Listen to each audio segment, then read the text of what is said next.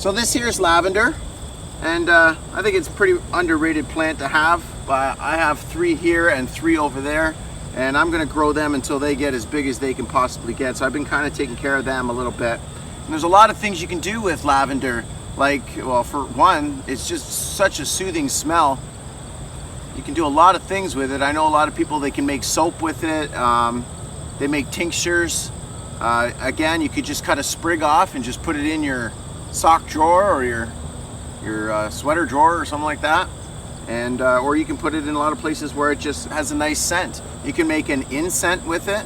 The flowers are really pretty when they finally come up. Now these are just juveniles right now, but yeah, so there's a lot of things you can do with lavender. So I definitely would recommend that you throw a few lavender bushes in and around the area, because they're just such a nice plant to have. They look nice, they're pretty when the flowers come out. They attract bees for the pollination, and again, they just smell so good. So definitely get some lavender. So right here, another underrated plant. This is a wild rose. So in the fall, like now, September, October, and these things could be up on these trees until November. Now there is obviously something wrong with this particular one, but I do have more. But these are really good in a pinch. If you ever had to survive in November or October and you needed some vitamin C, this is definitely where you would want to go if you know what you're looking for. So the way to do it is you just cut one in half, and what you do is you be careful not to touch the seeds, because the seeds have hairs on them. I'll try and get a real close-up of that.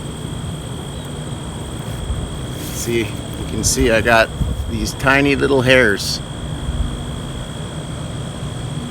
And that's when they dry them out. They use them for itching powder. It's a practical gag, I guess. Used to be funny. I don't know how funny that would be to get that in you, but it does kind of suck. It does make you itchy.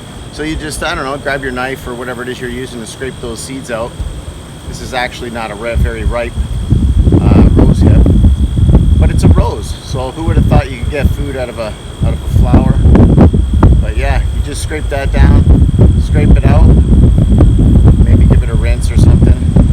You definitely want to get those hairs out, otherwise it's going to really give you an itchy throat, I'm sure. But yeah, I'm not going to eat this because this one's not ripe yet. But you can tell they're pretty ripe when they're like, they come off the tree very easy. You can cut them. They cut like a tomato almost, pretty easily.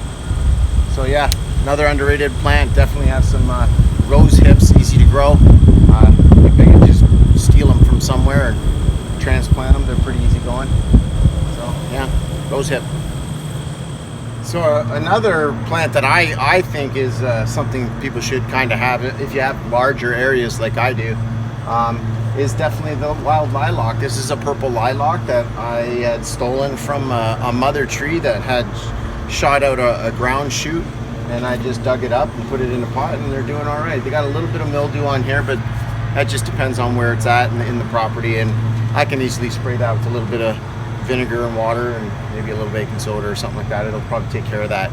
That's an easy recipe right there. You can check that up on Google. It's it works really well though. Just a little light vinegar and water, it'll kill it. But anyways, you keep this in there. It's good for you can grow them nice and tight, which can make a nice windbreak.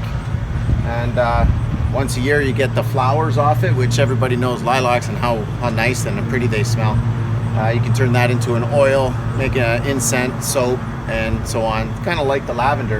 In fact, you can probably mix lavender and lilac together, and that's probably going to be a pretty wow of a scent.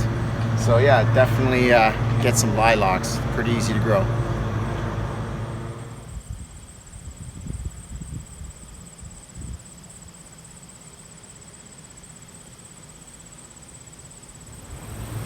So I don't know if you know this, but definitely there is some healing properties in a willow tree. So what you can do is you can clip off the ends, take off a couple of these small, nice light greener ones here, take them off. What I do is, and I'll try and leave a video at the end there, that I make willow bark tea. And basically you can just chop it up in little tiny pieces, a whole bunch of little pieces. You know, the more shredded the better. And put them in water and let it sit for 24, 48 hours.